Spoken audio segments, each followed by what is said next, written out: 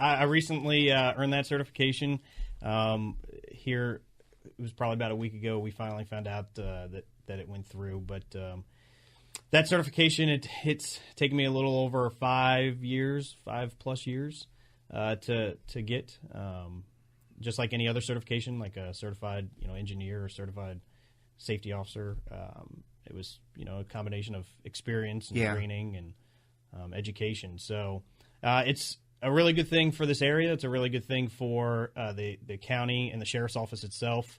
We really want to make sure that people know that we don't bury our head in the sand when it comes to Homeland Security. That we are out there every day, keeping neighborhoods safe and keeping the community safe. And this is just one more kind of tool that we add to the toolbox. Well, we always hear about see something, say something, and I guess this is you've received a lot of training in some of this. Yes, sir. So when we just using the see something, say something campaign, when people call in, it's important for people to know that when they call in and they see something just looks suspicious, it could turn out to be something bigger. We have great relations, obviously, with our local partners, but with state and federal partners as well, down at the Fusion Center, with the Joint Terrorism Task Force, and we take all that information, and when it reaches that level, we're able to put great cases together and really keep the homeland safe. Are there many others in the Stafford Sheriff's Office or even locally, other departments around here that have this certification? Yeah, so I'm not aware of anybody locally, but then again, I don't see very many of them wandering around. We actually were pulling some numbers just for another story that we're going to do about it later, and there's 14 of us here in the Commonwealth of Virginia. So I guess a small group of us, but it's definitely something that everybody's. I think in the long run, most people will work towards trying to get somebody certified. Boy, 5+ years. That's a big commitment, a long commitment. It did. So when I started, I had training that went towards it that started the day I walked into the police academy. It has gone back longer than that, but the experience, the experience is the big part. If you don't have somebody that's doing this stuff day to day, it's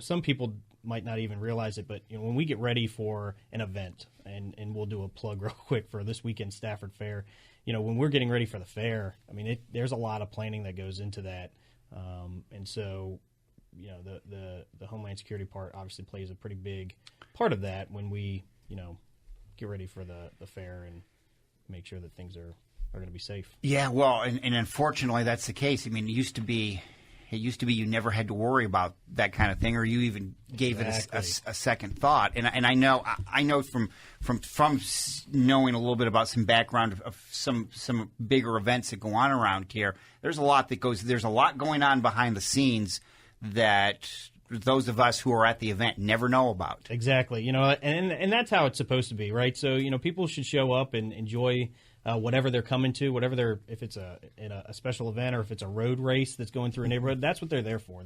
They shouldn't have to worry about if the neighborhood's going to be safe that day or if their event's going to be safe. That's what our job's for. And we, again, work with both, our state and federal partners to make sure that we're pulling as much, information, turning it into intelligence and keeping everybody safe, dealing with any issues if it comes up or if there's any threats. With this certification now, are there certain things that happen, say in the county, that you would be contacted and would become involved in? Not really. This certification really is just to help with day-to-day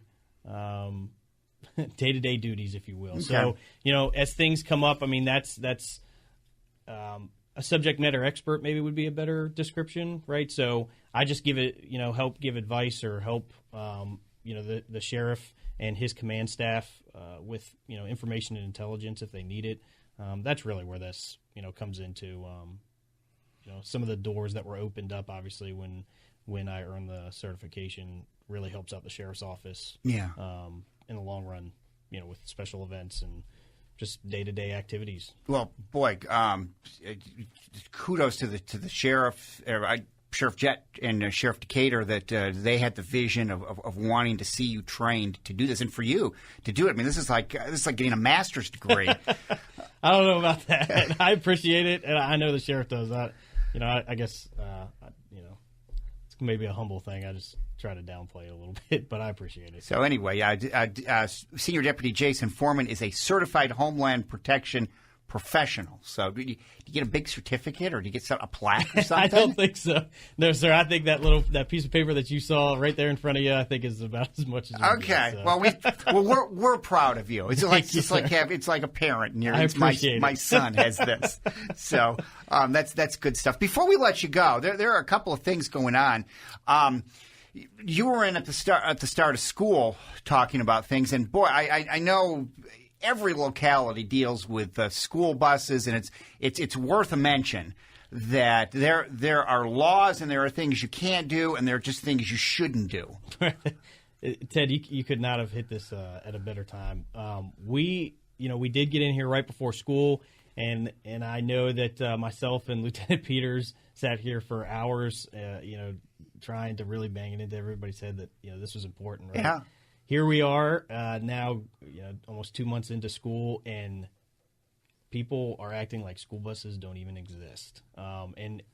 Yesterday, several of us followed school buses as they drove their route, and people passed us sitting behind them. People have got to pay attention. I mean, if when we pull up behind a school bus and the school bus stops and initiates its lights, we, in our unit, initiate our rear emergency lights. Mm-hmm. So for you to drive past the emergency lights and the school bus is definitely something that we stop and talk to you about. So we got to pay attention. The roads are changing every day.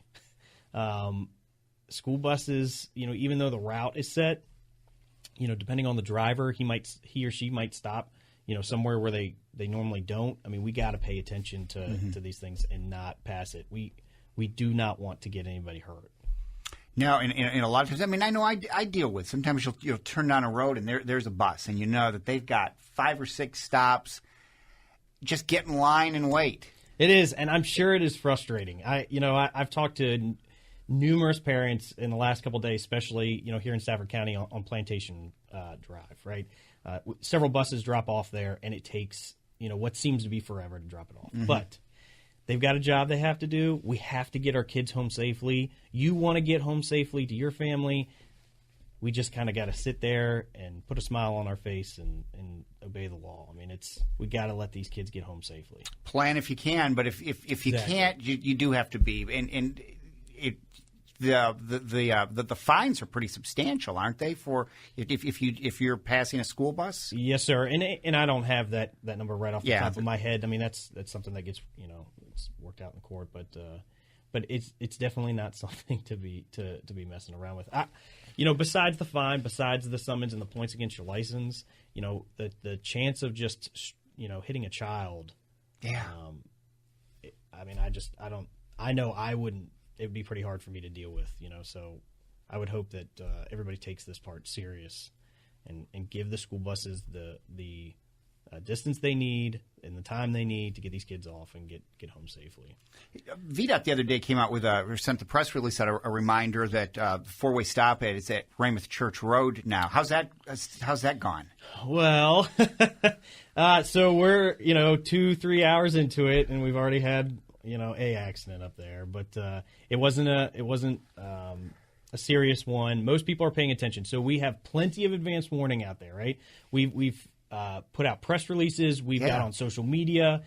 We have several flashing signs now out there to let people know. But we just got to, again, this goes back to when you're driving, you need to drive. We don't need to be texting or talking or drinking or eating or whatever. We just need to drive. And if you do, then we can pay attention to all the advance warning signs that tell you a stop sign's coming up, and then appropriately stop so nothing happens. And this shows that you're just not paying attention. I mean, when it works, I think 4-way stops are one of the greatest inventions. Exactly. Because when they work, everybody goes, and you're not waiting like you do at a light. But you got to know your place, and when it's your time to go and pay attention. That intersection is notorious for serious accidents. Yeah. It's not, we didn't fix that intersection because of fender benders. We fixed that intersection because of head-on collisions or T-bone collisions. I mean, serious accidents. So A four-way stop is going to reduce those accidents significantly. People aren't going to get hurt.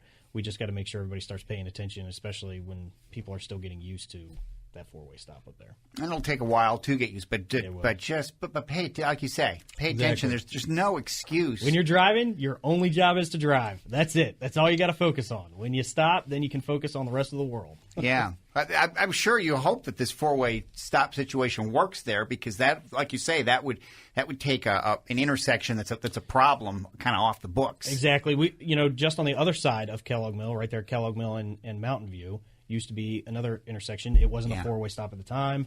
Several pretty severe accidents occurred there. We put a four-way stop up, and accidents have dropped pretty much to nothing. I mean, I don't even recall the last time I had to work an accident in that area. Knock on wood. But these things really do work. There's a lot of, I guess, more smart individuals that they figure these things out. So. Yeah, so we'll see. So it's hopefully that works. Before I let you go, Halloween night is coming up, and that's always as far as just safe. It's kind of like school buses. Slow down in neighborhoods because it's just crawling with kids. So, Halloween costumes are not designed for kids to be in the roadway, right? So, they're dark colored clothing. They're they've got masks or face paint on. Just pay attention. When you're driving down the roads, when you're going through the neighborhoods, pay attention. Kids are going to dart out. They're going to do what kids do and try to enjoy the holiday or the evening. But also there's that safety issue that night, right? So everybody just needs to pay attention, especially with all the strange occurrences and everything going on with clowns and whatnot. Just be safe. You know what I mean? If you see something, we go back to see something, say something. If you see somebody suspicious or acting suspicious, call it into your local law enforcement. We'll come out and take care of it. Here in Stafford County, we'll be in the neighborhoods all night long, helping to keep the neighborhood safe as well as the roadways. So just be smart about it this holiday or this Halloween, and I hope and I'm pretty confident everybody will enjoy another year of Halloween. And be careful, just because kids are going to dart out. They may dart out, and that's why we want to, especially if you're anywhere near a neighborhood, go super slow. Exactly. I mean, there's no telling what a kid is going to do when he or she is having a great time trick or treating. And that's, they're all out on foot. That's the purpose of the night. So just pay attention. Another night, we don't want anybody to get hurt. Your only job is to drive. It's a good thing wherever to remember. You need to get, put it in park, take your kids out, or whatever. Go trick or treating and enjoy the evening.